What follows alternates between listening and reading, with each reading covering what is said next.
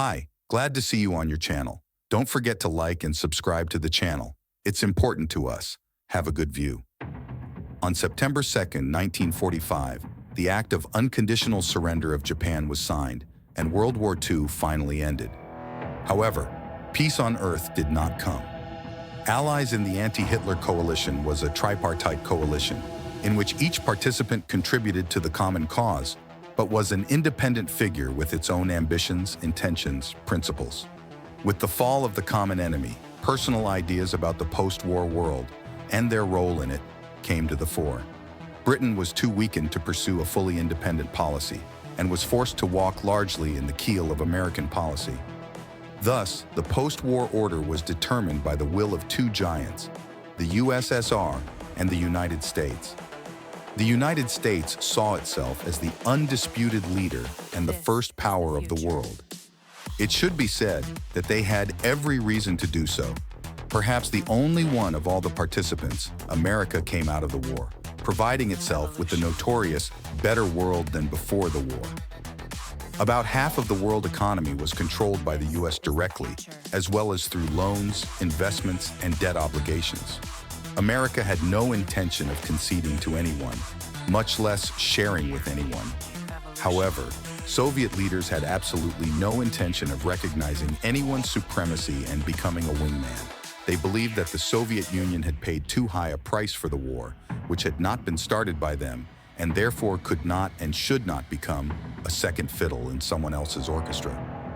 This conflict of interest was of a fundamental nature and, given the natural problems of mutual distrust and communication, probably had no acceptable solution for either side. Less than a year after the end of the war, on February 22, 1946, George Frost Kennan, counselor at the U.S. Embassy in the USSR, sent home the so-called long telegram, where in 8,000 words he justified the need for a tough, hawkish policy towards the USSR. The telegram gained a large-scale resonance and was very widely disseminated. Finally, the inevitable conflict was declared openly by a person whose word had real weight. Formally, at that time, the English politician did not occupy any significant positions. He was the leader of the opposition, who visited the States as a purely private person. However, the speeches of figures of this level are not uttered in vain, and interested people on both sides of the Atlantic understood its meaning quite correctly. Stalin's response was not long in coming. It was equally unofficial in form, but also unambiguous. However, there is a definite difference between words and deeds. The actual end of the era of shaky reconciliation can be considered the 1948-49 Siege of West Berlin. On June 11, 1948, the U.S. adopted the so-called Vandenberg Resolution, the official U.S. renunciation of the practice of non-adherence to military political blocs beyond the borders of the Western Hemisphere in peacetime. On January 14, 1949, representatives of the U.S. State Department openly announced what had previously been rather read between the lines or leaked from closed sources, the existence of a threat to the security of Western Europe. It has become obvious that former allies have become former in the full sense of the word. Thus, having just recently completed the Second World War, the world moved towards the Third. Technically, the NATO bloc was created on April 4, 1949, with very strict formulations, especially in Article 5, according to which the member states were to provide each other with military assistance immediately, and as if they themselves were attacked. In practice, however, at first it was more of a declaration, and it did not even acquire its familiar name until September 1951. The alliance began as a kind of fiction, a global declaration of intent. However, 2 years after the foundation of the North Atlantic Treaty Organization, it already had at its disposal a developed administration, a unified command and contingents of various branches of the armed forces, standardization of armaments, organization of exercises, etc. The political legal phantom was quickly becoming flesh. Naturally, the USSR and its allies could not ignore the change in the balance of power and the emergence of a new threat. Moreover, despite the abstract definition of the future enemy, the founders of NATO made no secret of who the new military alliance was directed against: Apparently, the last straw was the events of October-December 1954, when the NATO Council sessions adopted and legally formalized the permission to remilitarize the FRG. The specter of an armed Germany was once again looming in the midst of Europe. The answer came on May 14, 1955, at the Warsaw meeting of European states for peace and security in Europe. The leaders of the USSR, GDR, Poland, Czechoslovakia, Hungary, Bulgaria, Romania, and Albania signed the Treaty of Friendship, Cooperation, and Mutual Assistance for a period of 30 years. In 1985, the treaty was extended for another 20 years.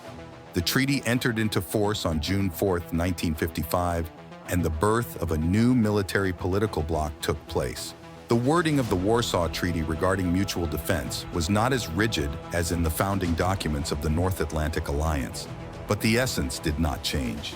Now, NATO's armed forces were balanced by the adequate power of the Warsaw Treaty Organization on the eastern side of the Iron Curtain. At least formally balanced, because the outcome of a hypothetical clash between the two titans remains an unsolvable mystery. The backbone of the IAB was undoubtedly the USSR. The language of command was Russian. All basic documentation of the IAB was also conducted in Russian. Of the 5 commander-in-chiefs of the joint armed forces of the Warsaw Pact countries, 4 were marshals of the Soviet Union and 1 was an army general. Of the 6 chiefs of staff of the joint armed forces, all were army generals of the USSR. Formally, the structure of the organization also included bodies not directly related to the planning and conduct of military operations. For example, the Political Consultative Committee, which brought together party leaders and ministers to develop a common strategy and attitude to world events threats. However, also like its Western adversary, the Warsaw Pact organization was first and foremost an instrument of war, a possible war. The combined armed forces were manned and supplied from the armed forces of the individual member states of the Warsaw Pact organization. This process was regularized and coordinated by bilateral treaties between the government of the USSR and the governments of the other member states. Here, as in the Soviet economy, 5-year plans were in effect. The treaties were renewed usually every 5 years, in accordance with the 5-year plans for the development of the armed forces of the individual countries. Since it was assumed that possible hostilities would not start all of a sudden, in peacetime, the joint armed forces contained only the best prepared military units. For example, in the Polish army, it was the air defense forces of the country and units of the first operational echelon in full strength. In case of the outbreak of war, according to the protocols of 1955, Poland was to put up the Polish front of 3 armored armies and 1 air army, which was oriented to cover the right flank of the main strike group of the Soviet army, as well as to cover the seacoast from possible NATO landings. From the USSR armed forces in peacetime were allocated 4 groups of troops located on the territory of the GDR, Czechoslovakia, Hungary, Poland. In the mid-1980s, the total strength of these groups amounted to more than 500,000 members of the Soviet army. As for the doctrine and, in general, the practical plans of the IAB forces in the event of a global conflict, here, unfortunately, we are faced with one great unknown. These data continue to remain classified. In general, we can say that initially the armed forces of the JIA were oriented towards strategic defense. Given the damage suffered during the previous war, as well as the lag in nuclear capabilities, one could not expect otherwise.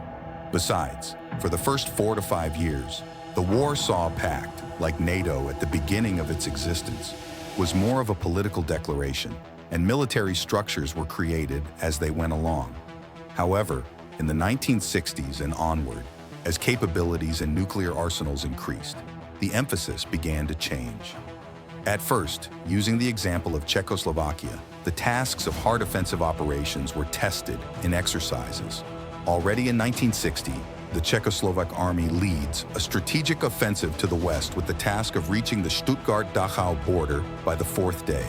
And in the following year, the exercises are already practicing the exit to France, on the line Dijon-Lyon. And in 1964, The operational planning of the Czech National Army is brought in line with the tasks practiced in the exercises. Taking into account the little information available in the public or relatively public domain, such as declassified Polish materials, as well as the Czechoslovak experience cited above, we can conclude that the IAB armed forces were not at all complacent about the scale and scope of possible military operations. The goals were supposed to be achieved by large-scale frontal operations and strategic offensive into the enemy's territory. The use of nuclear weapons was postulated only as a retaliatory measure or preemptive action in case of a clear threat of an enemy attack. Later on, the rejection of preemptive use was declared, and nuclear weapons were declared only as a means of retaliatory strike. But in general, the topic of practical military plans of the Warsaw Pact is still waiting for its researcher. The history of the Warsaw Pact was not very long and, perhaps, fortunately scarce on bright events. Ironically, the structure, which was supposed to fight world imperialism, is known mainly for the police operation to subdue the rebellion within the socialist coalition. However, the events in Czechoslovakia in 1968 are a topic for a completely separate and very curious conversation. As the heat of the confrontation between the two irreconcilable titans decreased, the Soviet leadership saw less and less sense in maintaining a cumbersome militarized structure. The combined armed forces increasingly seemed a relic of bygone times and a useless burden on the army and the economy.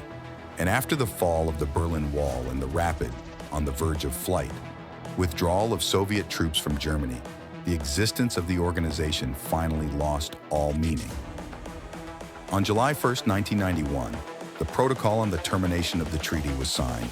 The history of the CFA ended together with the history of the USSR. However, Russia continued its existence, and the world remained the same.